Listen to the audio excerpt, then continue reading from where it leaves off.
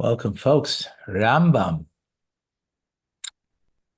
We continue the laws of Maaseh Karbanis, the offerings, and everything that's involved, details. We're in chapter 16. So when a person vows to bring a large animal, but instead brings a small one, he does not fulfill his obligation. If he vows to bring a small one and brings a large one, he fulfills his obligation, right?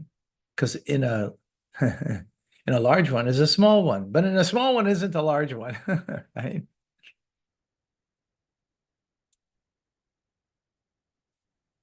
Yeah. What is implied?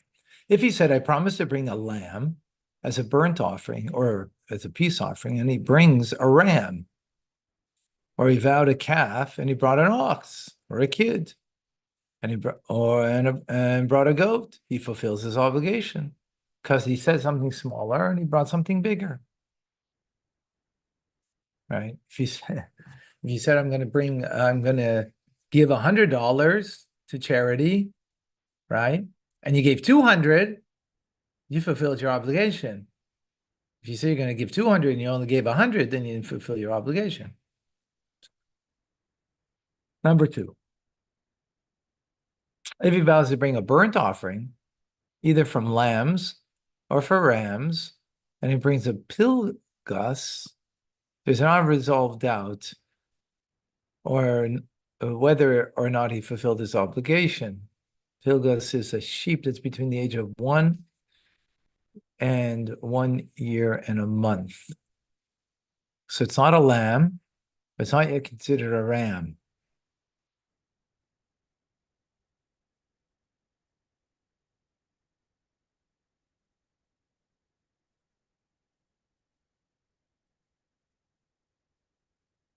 Similarly, if he vowed to bring a burnt offering or a fowl from either turtle doves or ordinary doves, and he brought a fowl that began to sprout yellow feathers of both species, there's not a resolved doubt whether he fulfilled his obligation.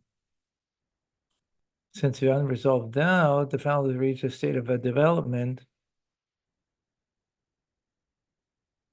So you haven't, since unresolved, so you didn't fulfill your obligation.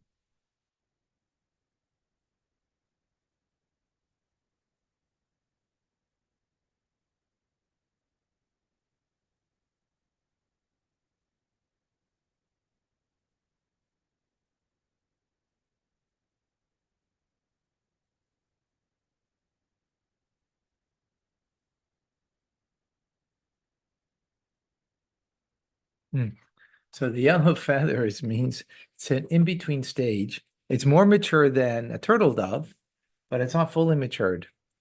So it's, and not when you don't, so it doesn't fit either stage, the immature young stage or the mature stage. If one vowed to bring a black-colored animal and brought one that was white, vowed to bring a white and he brought a black, vowed to bring a male and brought a female, or vowed to female and brought a male, he does not fulfill his obligation, right? Because he didn't bring the animal that he said. It's an animal, but this is what he said, right?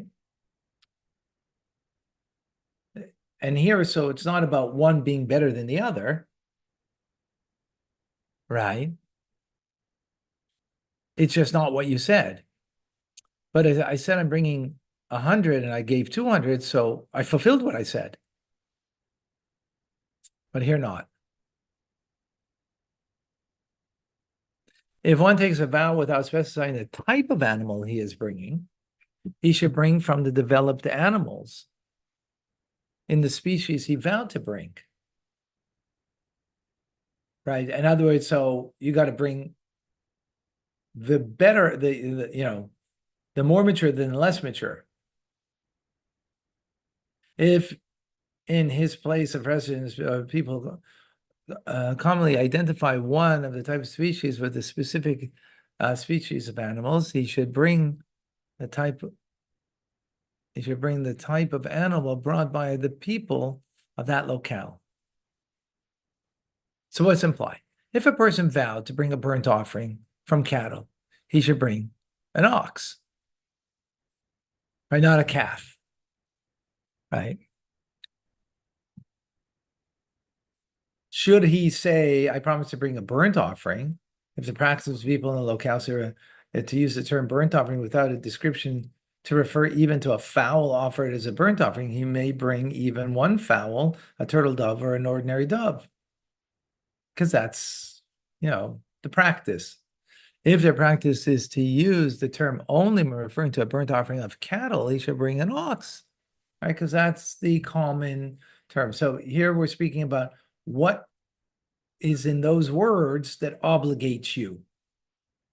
So if you didn't specify it, and that's what's important over here, that's what we're learning, is the principle. You didn't specify, so therefore we got to go, what is that term, colloquially used in that place? Similar laws apply in analogous situations. Okay? A person who vowed to bring an ox, a ram, or a lamb, or a calf, or the like, should not bring the frailest specimen of that species because their value is minimal. Right? Shouldn't do that. Nor is he obliged to bring the nicest, stockiest specimen of which there is no better. Instead, he should bring an average animal. If he brought a frail animal, he has fulfilled his vow. Because remember, he just said, I'm bringing an animal, he didn't, right? As long as the animal is unblemished,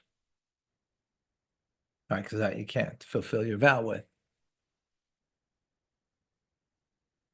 When a person says, I promise to bring an ox worth a mana, he should bring an ox worth a mana in that place, aside from its accompanying offerings. If he brought 2 oxen for a mana, he did not fulfill his obligation, right? Because he said, I'm bringing an ox, not oxen. So that ox needs to be a mana, because that's what you vowed to do. So that's right.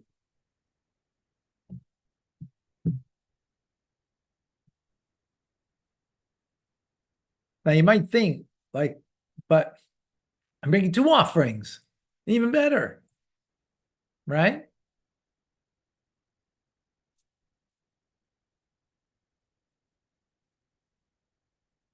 It's not better. Why?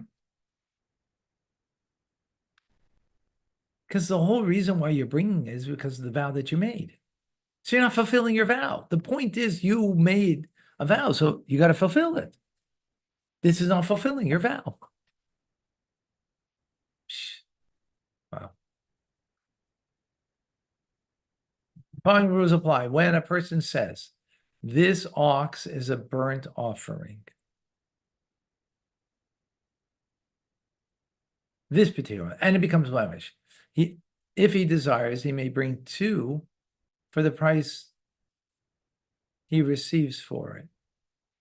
If he brings even 1 ram for the price he receives, he fulfills his vow.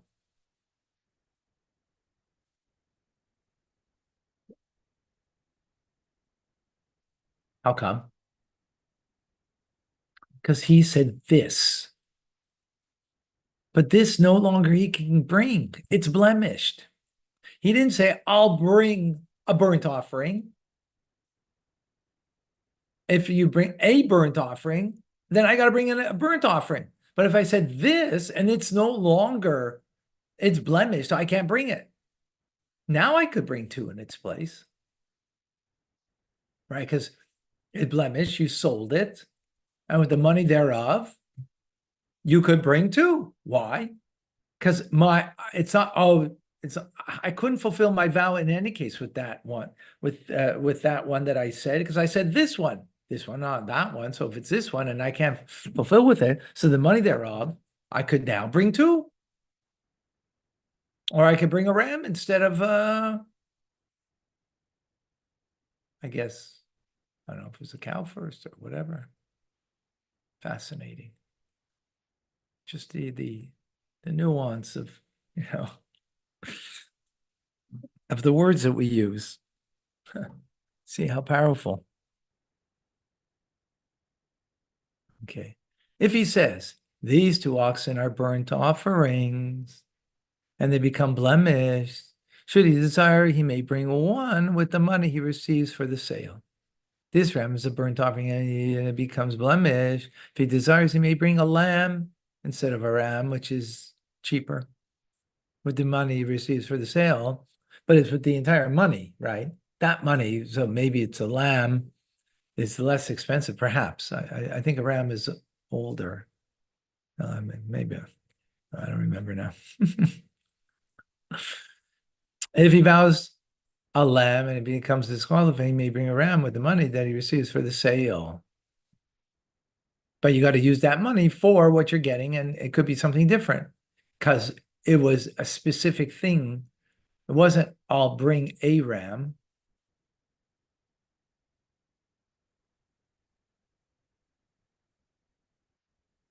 Right? It's this ram, this lamb.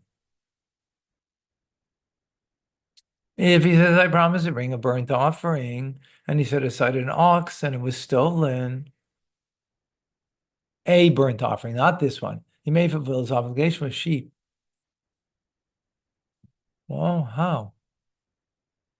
I didn't get that. For when taking the vow, he doesn't specify the animals he would bring.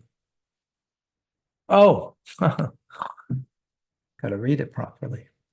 He says, I'm bringing a burnt offering. He didn't say what, right? So his vow was to bring a burnt offering.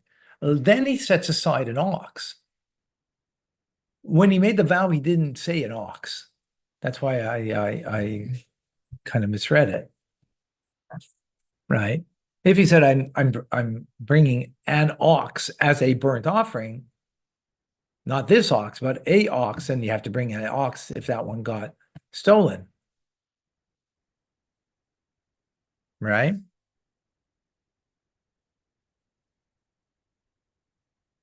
But here, I'm bringing a burnt offering. Now he sets aside an ox. It gets stolen, so he can bring in a sheep because that's also a burnt offering. If he says, I promise to bring this ox or its value as a burnt offering, he's committed. His commitment is established and binding because he's saying, I'm bringing this ox or its value as a burnt offering. If the ox is disqualified, he may bring only an ox with the money that he receives for the sale. Because he's saying, I'm bringing the...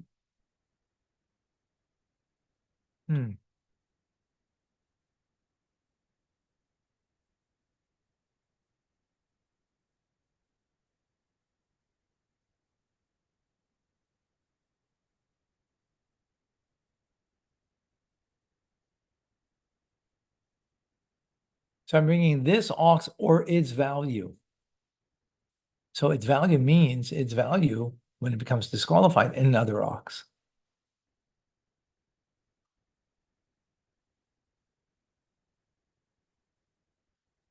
Right?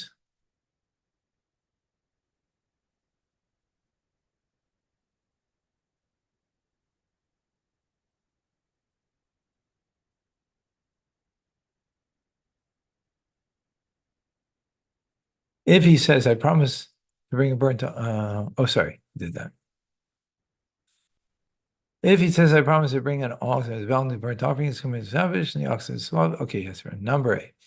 If he says, one of my sheep is consecrated and one of my oxen is consecrated, but he had two, the larger one is consecrated.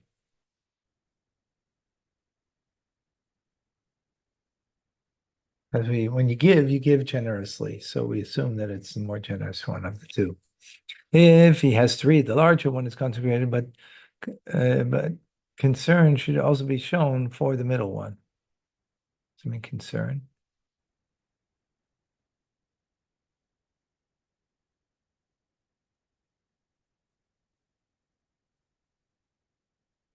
That's still generous, and maybe that's what he meant.